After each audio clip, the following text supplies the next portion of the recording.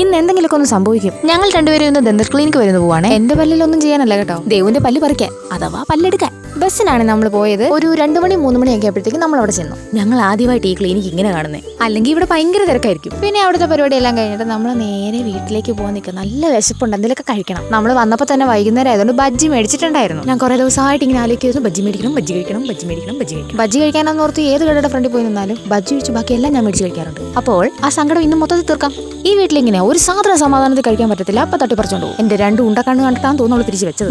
By എന്നോട് എല്ലാവരും ചോദിക്കാറുണ്ട്, എങ്ങനെയാണ് ഈ പല്ല് കമ്പ്ലീറ്റ് ആയിട്ട് ഇങ്ങനെ ഫുഡ് കഴിക്കാൻ പറ്റണേ. സത്യം പറഞ്ഞാൽ ലൈറ്റ് ആയിട്ടുള്ള ഫുഡ് കഴിക്കാനാണ് ഡോക്ടർ കൺസൾട്ട് ചെയ്തേക്കുന്നത്. പക്ഷേ ഇതൊക്കെ കാണുമ്പോൾ ഒരു തോര. ഈ വെള്ളം പൊക്കി കാണിച്ചിട്ട് ഗ്ലാസിന്റെ പുറകെ ഇരുന്ന് മൂക്ക് ഉടക്കുന്ന എന്നെ കണ്ട് നിങ്ങൾക്ക് എന്ത് തോന്നുന്നു? ഭയങ്കര എരി വരുന്നു കേട്ടോ. പിന്നെ ഉള്ള വെള്ളം മൊത്തം കുടിച്ചു. എന്താണെന്ന് അറിയത്തില്ല, നല്ല എരിയുള്ള മുളകായിരുന്നു. ഇനി മുട്ട ബജ്ജിയാണ്. എന്റെ ഇല്ലാത്ത ബുദ്ധിയിൽ തോന്നിയ ഒരു ഐഡിയ ആണ്. മുളക് ബജ്ജി കഴിച്ചിട്ട് മുട്ട ബജ്ജി കഴിക്കാം, പേര് കുറയുള്ളൂ. സംഭവം വർക്കിംഗ് ആയിട്ട് തോന്നിയതാണ്. മാക്ക് മാക്ക് മാക്ക് മാക്കുന്നത് കഴിക്കും. എന്നെ കണ്ടാലേ അറിയാം, ഞാനാണെങ്കിൽ തൂക്കുന്നു, തുടയ്ക്കുന്നു, എടുക്കുന്നു, കഴിക്കുന്നു, തീർക്കണമല്ലോ. അങ്ങനെ അതും കഴിച്ചു കഴിഞ്ഞതോടെ എന്റെ ആഗ്രഹം അങ്ങ് എനിക്ക് മതിയായി. സത്യം പറഞ്ഞാൽ ഞാനിങ്ങനെയൊക്കെ കാണിക്കുന്നുണ്ടെങ്കിലും ഞാൻ നിന്നങ്ങ് എരിയുക. എനിക്കൊന്നും പറയാൻ പറ്റുന്നില്ല, പക്ഷെ പറയാനുണ്ട്.